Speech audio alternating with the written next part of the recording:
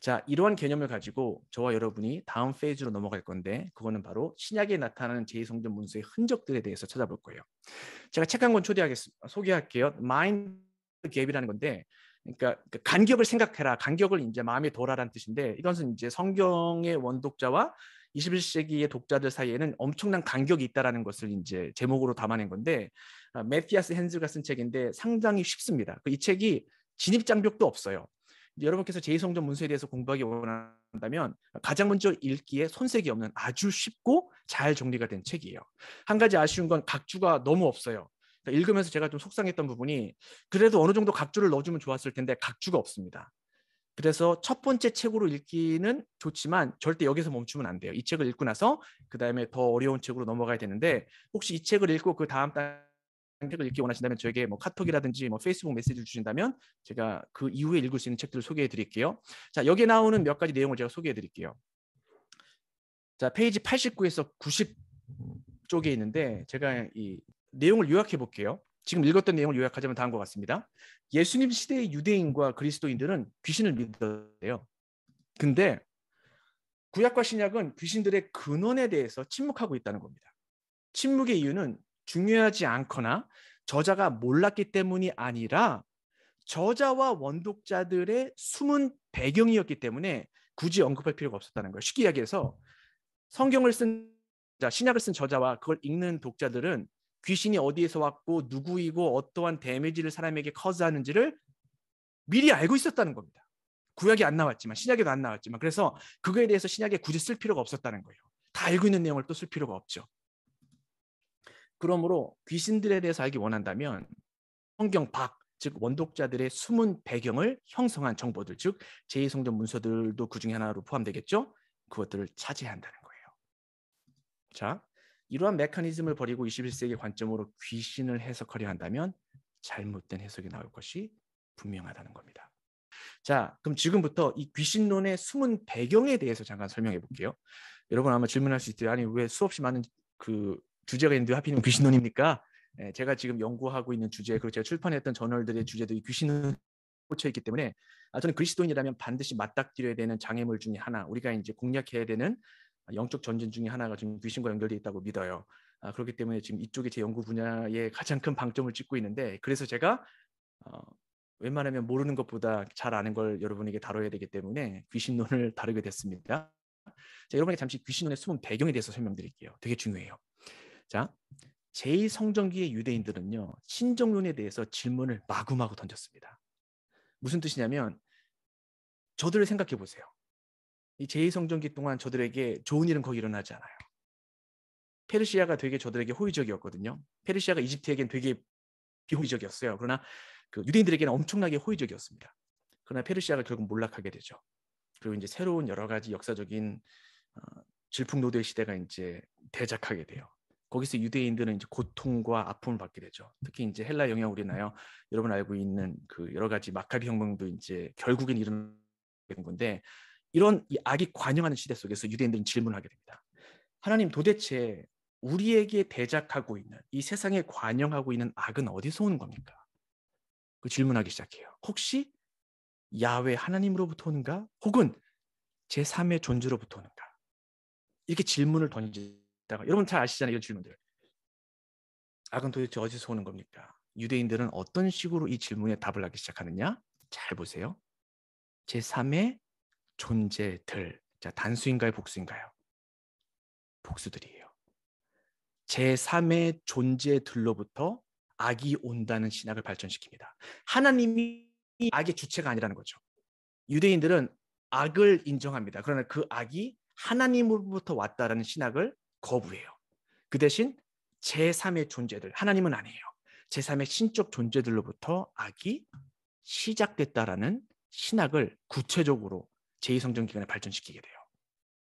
근데 너무나 재밌는 사실은요. 자, 여기 제3의 존재들, 자, 단수가 아니라 복수잖아요. 아마 여러분들은 이쯤에서 그럼 창세기 3장이네라고 의뢰껏 짐작할 수가 있어요. 그러나 아까 얘기했다시피 제3의 존재가 아니라 제3의 존재들 복수형이에요. 그렇기 때문에 창세기 3장인 유대인들이 그렇게 큰 관심을 갖지 않아요. 그 대신 어디에 관심을 두느냐? 놀랍게도 창세기 6장에 관심을 두게 됩니다. 창세기 6장을 재해석하는 제2성전 문서들이 봄을 터지듯이 나타나게 돼요. 질문할까요? 창세기 6장에 뭐가 있죠?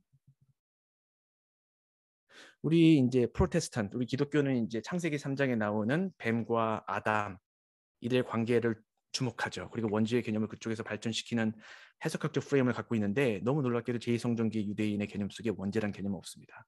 창세기 3장은 저들에게 그렇게 비중 있는 자료로 다뤄지지가 않아요. 창세기 3장을 다룰 때 뱀과 아담의 어떤 격돌 이런 것은 전혀 언급하지 않는 문서들도 많아요. 선악과를 빼고 말하는 유대인의 문서도 많아요. 생명나무 실관 이야기에도. 그러나 저들이 정말 많이 다루고 구체적으로 일라보레이션을 하는 게 바로 창세기 6장이에요. 그리고 더 놀라운 사실은요. 에녹 1서의 감찰자들의 책, The Book of the Watchers, 이 책이 핵심 역할을 하게 됩니다. 그래서 여러분들께서 이 Book of the Watchers는 정말 신약 성경을 바르게 공부하기 원한다면 꼭 공부해야 될 중요한 배경 지식 서적 중에 하나예요. 자, 이 The Book of the Watchers가 신약 성경에는 여러 가지 난제들을 많이 푸는데 도움을 주는데, 자, 이것들을 우리가 한번 공부를 해볼게요. 이 감찰자들의 책이 얼만큼 중요하느냐? 자, 야넷 요시코 리드인데 이 분야의 대가입니다. 이분이 이제 최근에 나온 책 Demons, Angels and Writing in Ancient Judaism이라는 책에서 다음과 같은 이야기를 합니다. 요약할게요. 모든 면에서 감찰자들의 책은 마귀들에 대한 유대교의 조직적인 담론을 구성하는 가장 근본적인 내용을 담고 있다. 쉽게 이야기해서 유대교의 귀신론이 감찰자들의 책에서부터 시작이 됐다라는 거예요. 그리고 감찰자들의 책은 3rd century BC부터 이미 천사들의 종류를 구별했고 특정한 영들, 거룩한 천사들과 타락한 천사들을 포함해요. 그들에게 이름도 부여했다라고 나와요. 자, 여러분 여기서 한번 질문할 겁니다. 잠깐만요. 다니엘서에 보면 벌써 천사들의 등급이 일반 천사와 천사장으로 구별이 되고 천사들, 미가엘이란 존재가 고유명사로 나타나잖아요. 맞아요. 근데 중요한 건 뭐냐? 보수 진영의 사람들은 다니엘서를 상당히 이제 쓰지 문서로 보지만 정말 대다수 학자들은 그렇게 보지 않아요. 다니엘서를 제2성전 문서, 쉽게 얘기해서 중간기 문서로 봅니다. 즉 감찰자들의 책이 다니엘서보다 더 일찍 써진 걸로 많은 학자들이 이해를 해요. 그렇기 때문에 다니엘서에 아무리 천사들의 계급이 분할되어 있고 그리고 다니엘서가 사실 귀신론에 사실 중요한 역할을 많이 해요. 귀신론을 형성하는데 근데 거기에 나오는 미가엘 이름이라든지 그리고 뭐 바사국의 뭐 그 군주라든지 이런 것들이 이제 귀신론을 형성하는 중요한 단초를 제공하는데 그게 감찰자들의 책보다 먼저 써진 책으로 보지 않기 때문에 다니엘서조차 감찰자들의 책이나 혹은 감찰자들의 책의 공통조상 문서로부터 영향을 받은 걸로 해석합니다. 그렇기 때문에 감찰자들의 책이 유대인들의 귀신론의 단초를 제공한 문서라고 대부분의 학자들이 인정하고 있다는 거예요. 그 다음 감찰자들의 책은 타락한 천사들, 악한 영들 그리고 천사장들을 우주의 구성 요소이자 사람의 역사에 참여하는 존재들로 소개하고 있다는 겁니다. 그렇기 때문에 제2성전 문서에서 이 감찰자들의 책은 가장 중요한 문서들 중에 하나로 손꼽히고 있는 책이고 이 책이 더 중요한 이유는 결국에는 신약 성경에도 직접 간접적으로 영향을 끼치게 돼요. 우리가 그 부분에 대해서 공부하기 전에 그럼 도대체 감찰자들의 책에 나오는 내용이 무엇인가를 한번 공부해 보도록 할게요. 자, 지금부터 이 책 내용을 요약할 건데 아까 말씀드렸다시피 감찰자들의 책은 창세기 몇 장을 일라보레이트 시켰는 거죠? 창세기 따라합시다. 6장. 3장이 아니에요. 창세기 6장이에요. 여러분 잘 알 거예요. 창세기 6장에 보면 하나님의 아들들과 사람의 딸들이 만나서 네피림이라는 존재를 낳고 상당히 이제 난해한 구절이죠. 이것을 감찰자들의 책은 어떤 식으로 푸는지 한번 보세요. 지금부터 제가 설명해 드릴 내용을 역사적인 사건이라든지 신학적인 진실로 받을 필요가 없어요. 제2성전 문서가 창세기 6장을 어떻게 해석했는지를 아는 요소로만 사용하면 됩니다. 자, 창세기 6장에 나오는 하나님의 아들들, 베네하 엘로힘 이것들을 영적인 존재로 봅니다. 저것들을 이제 watchers 혹은 감찰자라고 번역할 수 있는데 즉 하늘의 영들이 땅의 여인들의 아름다움을 봐요. 즉 영적인 존재, 우리말로 하면 천사들이 하늘에서 이 땅을 보고 있다가 여자들이 너무나 아름다움을 이제 목격하게 되는 거예요. 이제 왜 이렇게 되느냐 여기에 또한 학자들이 또 이견이 또 있어요. 이제 에녹스에 나오는 그 아사일이 먼저 타락했느냐, 그 세미야자가 먼저 타락했느냐 여기에 대한 내용이 되게 복잡한데 이건 다 생략하도록 할게요. 쉽게 이야기해서 하나님의 아들들이란 영적 존재들이 여자들의 아름다움을 보게 됩니다. 그리고 성욕에 취하게 돼요. 그래서 결국에는 산으로 내려오게 됩니다. 무리들이 산으로 내려와요. 그래서 서로 배신하지 않기로 맹세한 다음에 여인들과 성적인 관계를 가져요. 창세기 6장에 그런 내용 안 나오잖아요. 네, 괜찮아요. 그렇게까지 보지 않으셔도 돼요. 창세기 6장을 제2성경기 문서의 본책은 그런 식으로 해석했다라는 걸 이해하는 게 중요해요. 즉 하늘의 영들이 이 땅의 여인의 아름다움을 보고 둘 사이에 성적인 관계를 맺습니다.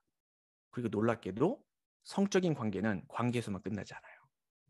이들 사이에서 네피림이라고 하는 기간테스, 거인족을 탄생시켜요. 그러나 이 거인이 하나님께서 원하시는 종족은 아니었거든요. 그래서 거인의 탄생과 더불어 이 우주의 질서가 말펑션하게 됩니다. 거인들이 음식을 처음에 먹어요. 동물도 먹어요. 그러나 거인이기 때문에 음식 먹는 양이 많아지잖아요.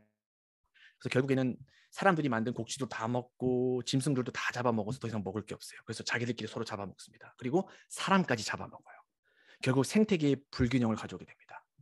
그래서 저러한 거인들을 하나님께서 어떠한 식으로 심판하시느냐? 맞아요. 창세기 6장에 나오는 노아의 홍수. 우리 창세기 6장에는 그 사람의 죄가 이 땅에 관영하기 때문에 하나님께서 홍수를 보낸 것처럼 나오지만 감찰자들의 책은요. 사람의 죄를 묻진 않습니다. 그 대신 누구의 죄를 묻느냐? 거인들의 죄를 물어요. 그래서 거인들을 죽이기 위하여 하나님께서 홍수를 보냈다는 거예요. 그래서 거인들을 다 수장시켜 죽입니다. 그러니까 사실 이것도 좀 생략이 많은 부분인데 사실 거인들로 하여금 서로 싸우게 해요. 그리고 이제 죽은 거인들이 있고 이제 이긴 거인들이 있잖아요. 바로 그 이긴 거인들을 이제 물로써 이제 쓸어 죽이는 거예요. 이런 부분을 유대인이 이제 놓치지 않죠. 어떤 식으로 생각을 발전시키느냐. 여러분 생각해 보세요. 창세기 6장에 나오는 홍수를 보면 홍수가 산까지 막 덮어요. 사실 지나치게 많은 물의 양이라고 생각되지 않습니까? 단지 사람을 죽이기 위해서라면 그렇게 지나치게 많은 물이 보내질 필요가 없어요. 근데 막 산을 덮는 높이의 물이 주어진 것처럼 나와요. 그 이유가 뭐냐? 메인 타겟이 사람이 아니라 거인들이었기 때문에 그들을 오버킬하는 게 아니라 확실하게 certainly를 하기 위하여 수량을 하나님께서 높이 보냈다라고 주장하는 학자들도 있어요. 자, 이런 식으로 거인들을 다 죽입니다. 자, 거인들은 보세요. 아빠가 누구예요? 영적 존재. 엄마가 누구예요? 사람이에요. 그래서 영적인 요소도 갖고 있고 인간적인 요소도 갖고 있어요. 저는 육신을 갖고 태어난 거예요. 그래서 육신을 갖고 태어났기 때문에 물로 인하여 죽임을 당할 수가 있어요. 자, 근데 아빠들은 어떨까요? 와처들, 하나님의 아들들. 저들은 영적 존재입니다. 영적인 유체를 갖고 있지만 인간의 육체와는 달라요. 그래서 물이 저들을 죽일 수 없어요. 그래서 하나님께서 어떻게 하시느냐? 타락한 하나님의 아들들은 물로 죽일 수 없기 때문에 결국에는 무적행이라는 곳에 가두게 돼요. 자, 신약 성경에 무적행이 나오잖아요. 구약 성경에는 전혀 이러한 개념이 나오지 않습니다. 신약 성경에 무적행이라는 개념을 막 사용해요. 사람들이 다 알고 있는 것처럼. 자, 그게 어디서 나온 걸까요? 이러한 감찰자들의 책과 같은 제2성전 문서에서 나타나게 돼요. 자, 계속 볼게요. 네피림의 육신은 근데 홍수로 인해 죽어요. 그러나 영은 어떻게 되느냐? 너무 놀랍게도 살아서 이 땅에 돌아다니게 됩니다. 바로 그들을 가리켜 더러운 영, 마귀, 악한 영이라고 부르기 시작해요. 재밌죠? 자, 이것이 이제 감찰자들의 책 내용인데 제2성전기 유대교 귀신론의 뼈대 역할을 하게 됩니다. 이 내용을 통하여 이 내용이 하나의 뼈대가 돼요. 그리고 이 내용이 이제 발전 확장되면서 또 다른 제2성전 문서들이 막 나타나게 됩니다. 그것들이 이제 민글이 돼서 결국에는 신약의 저자들에게 하나의 배경 지식을 제공하게 되는 거고 신약 성경의 저자들은 그런 배경 지식을 하나의 문화적인 요소로 활용하여 혹은 문학적 장치로 활용하여 신약 성경에 이제 갖다가 그들의 어떤 신학적인 포인트를 피력하기 위하여 사용하게 된다는 거죠. 여기에 여러분께서 조금 더 연구를 하기 원하신다면 또 재미있는 게 있어요. 우리가 알다시피 그 홍수 이전에도 네피림이 있었고 민수기를 보면 홍수 이후에 네피림이 있습니다. 근데 히브리어의 스펠링이 약간 달라요. 요드가 하나 더 들어가서 이제 이 발음이 길게 되는데 네필림, 네필림 이렇게 다른 이제 스펠링이 되어 있는데 사람들이 질문을 해요. 자, 홍수로 인하여 거인이 다 죽었다면 네필림이 다 죽었다면 어떻게 민수기에 아니 그 레위기에 이러한 요소들이 나타납니까? 라고 사람들이 물어봐요. 그 넘버스 있는 자, 재미있는 건 학자들마다 여기에 대해서 다양한 이제 의견이 있는데 지역적 홍수였다. 우주적 홍수 후에 천사들이 또 타락했다. 혹은 노아의 아내가 네피림을 임신한 채 방주에 탔다. 재미있게 이런 내용들이 제2성경 문서에 나옵니다. 그리고 우주적 홍수에서 탈출한 거인이 있다. 거인마다 타락의 정도가 달라 심판을 피한 거인이 있다. 아칼루 전통. 그러니까 즉 그 중에 몇몇은 이제 물고기 형태를 입고 있었기 때문에 이제 홍수에 죽지 않고 살아남을 가능성이 있다. 이런 내용들이 또 이제 학자들 사이에서 여러 가지 이제 담론이 돼요. 이런 건 여러분께서 나중에 이제 공부해 보시고요. 저는 참고로 이 4번, 5번, 6번은 충분히 발전시킬 수 있는 가능성이 있다라고 봅니다.